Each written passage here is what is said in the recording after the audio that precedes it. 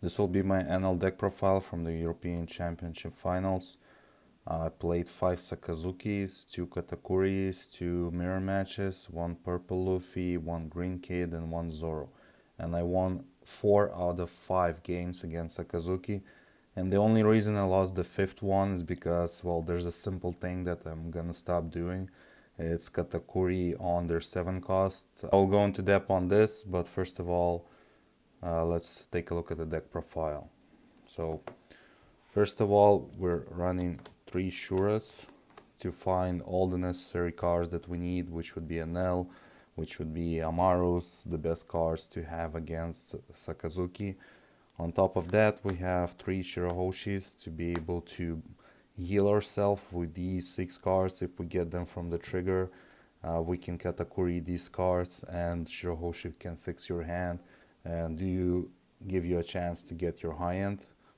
After that, we're playing 4 Holy with 4 Ohm, which is the Sky Island package, self-explanatory. If you get to go second against Sakazuki, playing this with the dog is just amazing, because the only way they can out both of them on their 5 down turn is with an Ice Age and a Rob Lucci. If they don't have those 2 cards, they cannot do that. And they need to be trashing a card every turn on their 1 down, 3 down, and 5 down. So establishing this early on is very good against Sakazuki. If at 6 dawn you're able to play 2 more of these, then it's very easy to win against them. In my 5 games, I have always went first, because every single game they wanted the dice roll. So I didn't get a chance to do that, but in my testings, it's way better than going first against them. And just being able to play 4 bodies on 6 dawn, it just destroys them. On top of that, you can Enel on the 8 dawn and just steamroll them easily, or at least get a bunch of resources from their hand. We're playing 4 gedatsus in case we need to pop something. Like if they have a brand new, I'm not gonna starve them, I'm just gonna go for it and attack them as soon as I can. And if they have a brand new, I will play gedatsu and pop the brand new, because they will get the value from the brand new, so I'd rather pop this.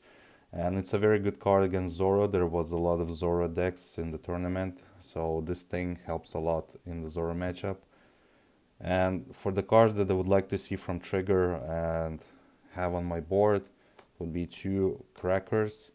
Cracker is amazing because it's a double attack. I sometimes even play him on my 4 dawn turn, and just messes with their flow in regards of how they will attack your life and so on. So it's a very good card. 2 cards of Crackers, more than enough for the deck. And of course we have our blockers for Sanjis.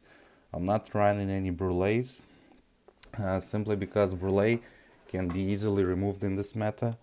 As an example, Zoro has the Nico Robin that can pop it, or if we're talking about Sakazuki, Sakazuki can just Houndblaze it by attacking with the lead, -1 to the Brule, and basically no more Brule for you. So I decided to play 4 Sanjis instead of the Brule, and that was more than enough for me to have as a blocker. On top of that, I'm playing 4 Amarus, because this card helps you a lot to go for game. It can help you as a trigger. If it is triggered in life, you can get 2 life by discarding 2 cards. And it's just a very good card. I've loved it so much. It helped me in so many games to win those games. Like just Amaru, their blockers, their Rebecca's, their Borsalinos, and you go for game. And that's the reason I lost one of the games, because I had the Amaru, but I Katakuried their 7 cost Borsalino, so they had 1 more life left. And if I would not have done that and just healed myself with the Katakuri, I could have just Amaru, put all done on the lead and just go for game, but I needed 2 swings. And yeah, don't put their units into their life. It's a bad choice. That's from what I noticed so far, because if I wouldn't have done that, I would have 100% win rate against Sakazuki, and I was going first every single time throughout the whole tournament. For the 2k counters, we're running 4 Satori. It's a body that you can have on the field in case you get attacked into. If you need to go wide, you can simply play it when you get it from life, but usually it's a 2k counter.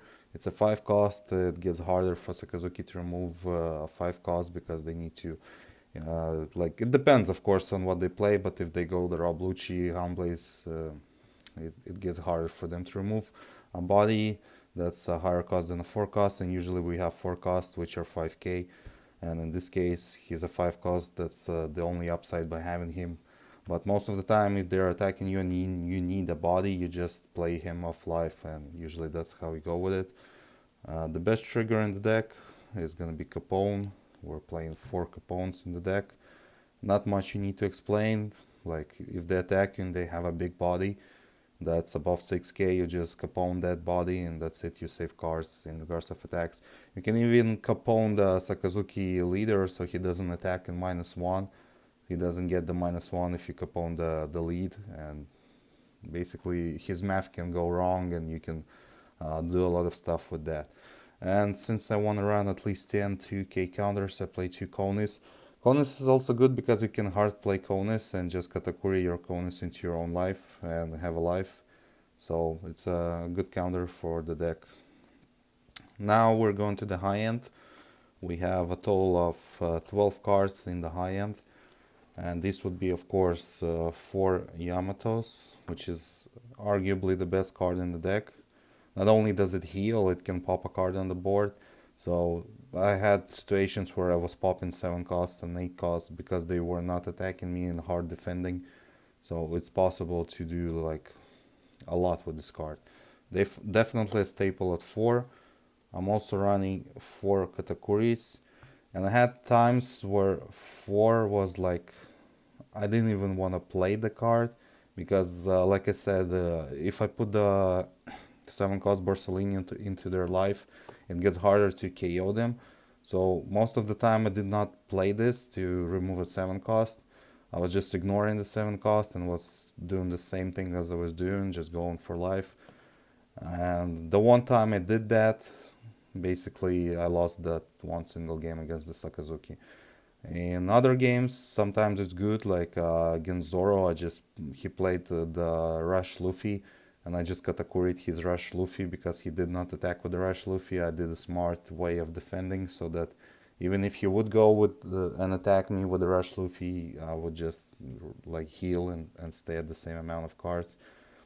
So Katakuri is good, but I'm considering maybe sometimes I would maybe lower it to 3. Or of course it depends on the matchup. Like in the Sakazuki matchup, this is mostly to heal yourself, to be honest, because if you're gonna heal him, you're not gonna be able to finish him off. That's just what I noticed. At least when I was going first, and I was going first every single time against Sakazuki. And the last 4 cards that I'll just show you. 1, 2, 3, 4 Russian Enels. This card is broken against Sakazuki. If you're able to play 2 of these and you have a healthy hand, there's no chance for them to simply remove both of them. You will always have a body. Because usually if you play like a Katakuri or a Yamato, they will spend like a few cards to remove it from the board and you won't have anything, right? And that's when they get low on cards. You can simply Enel, and there's nothing they can do. Like, worst case, you just trash a life and your Amaro becomes valuable and you go Amaro game and that's it. I mean, this card is too good. I was running 4 and sometimes I wished I had more, unless I had like a small amount of cards in my hand, then I didn't want to see more. But most of the time it was a good card. There were even times when I was considering to like lower it to 2 or 3, but most of the time it was good at 4. And I really enjoyed this card at 4. So I suggest people to try it out simply because this is the only card in the game that has an effect which says any removal. Because most of the cards like Sabo or like they don't allow the opponent to KO.